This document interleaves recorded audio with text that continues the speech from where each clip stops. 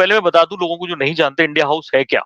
India house दरअसल London में श्याम जी कृष्ण वर्मा बहुत बड़े लॉयर हुआ करते थे, संस्कृत के ज्ञाता थे, उन्हें पंडित की उपाधि मिली थी जबकि ब्राह्मण नहीं थे, संस्कृत इतनी जानते थे। दूसरे वो दीवान रहे कई जगह, लेकिन अंग्रेजों से उनकी बनती नहीं थी, तो फाइनली उन्होंने यहाँ से छोड़ दिया और अंग्रेजों के गढ़ में यानी लंदन में ही एक बड़ा सा घर बनवाया जिसको नाम दिया इंडिया हाउस।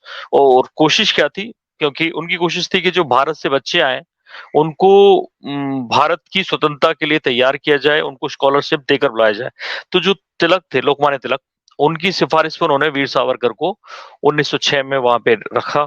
सावरकर पढ़ाई कर रहे थे बैरिस्टर की, वहां रहते थे। सावरकर ने धीरे धीरे लाइब्रेरीज का कार्ड वार्ड बनवाया और जो रिपोर्ट जाती थी 1857 की, उन रिपोर्ट्स को निकाला और एक किताब लिखी 1857 स्वातंत्र समर। वो किताब बड़ी मुश्किल से छपी थी। उसके बाद लगातार सावरकर ये कोशिश करते रहे, मदनलाल धींगरा, अनंत कनेरे, ढेर सारे लोगों को उन्होंने प्रेरणा दी। खुदीराम बोस ने जो बम फेंका था, उस बम का मैनुअल सावरकर ने भेजा था यहाँ से। 20 पिस्टल्स उनमें से एक अनंत कनेरे को मिली थी। अनंत कनेरे ने जिससे नासिक के कलेक्टर को उड़ाया था, जैक्सन को। और मतलब इतना काम सावरकर ने वहां रहते हुए किया कि अंग्रेज सरकार बौखला गई थी, गिरफ्तार कर लिया गया, 2-2 काला पानी की सजा हुई। बहुत कम लोगों को पता है सजा देने वाले में एक इंडियन भी थे, एनजी चंद्रावरकर थे, जो बाद में कांग्रेस के प्रेसिडेंट बने थे। तो ऐसे में बाद में या पहले ये मुझे ध्यान नहीं, लेकिन ये वो फिल्म है। तो वो फिल्म श्यामजी कृष्ण वर्मा कौन है? श्यामजी कृष्ण वर्मा ने इंडिया हाउस बनवाया, लेकिन वो श्यामजी कृष्ण वर्मा सावरकर के रहते हुए ही फ्रांस चले गए थे, क्योंकि वो एक पेपर निकालते थे, इंडियन सोशलॉजिस्ट। वो पेपर इस टीजर में सबसे पहला सीन उसी पेपर का है, वो दिखाया है।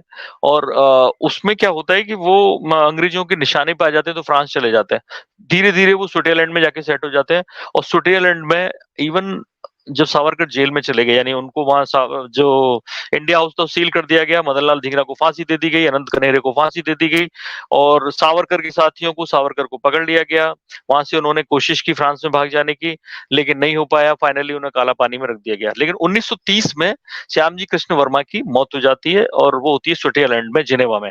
और जिनेवा की एक कोई सिमेट्री थी जहां पे अस्थि बैंक, जहां पे श्यामजी कृष्ण वर्मा को, क्योंकि उनके पास पैसा बहुत था, 100 साल के लिए फीस देते हैं अपनी और अपनी पत्नी की अस्थियों को सुरक्षित रखने के लिए। उन्होंने कहा कि एक व्यक्ति ऐसा आएगा, कोई ना कोई आएगा देशभक्त, जब देश आजाद होगा तो मेरी अस्थियां ले जाके विसर्जित कर देगा भारत में। और आप हैरान हो जाएंगे, देश आजाद हो गया, 17 साल हो गए, कोई नहीं आया। 47 में देश आजाद हो गया, फिर 55 साल और बीत गए, तब भी कोई नहीं आया। और पता है वो कौन था व्यक्ति जो गया भारत से? आप गैस करिए, मैं आपसे कहता हूँ। नरेंद्र मोदी। वो कहानी वैसे सबके सामने आ गई है। नरेंद्र मोदी लेकर आए, गुजरात के सपूत थे श्यामजी कृष्ण वर्मा, मांडवी के रहने वाले थे। उन्होंने वो इंडिया हाउस, मोदी ने ये और किया कि अस्थियां लेके खुद आए स्विट्जरलैंड से उनकी, और वो सेम इंडिया हाउस जैसी प्रतिकृति, सेम मॉडल बनवाया उनके गांव मांडवी में, आज भी है वहां, उन दोनों की मूर्तियां लगवाई। और ये काम उन्होंने किया। जब 1930 में उनकी डेथ हुई थी श्यामजी कृष्ण वर्मा की, तो भगत सिंह को तब तक फांसी नहीं लगी थी, जेल में थे।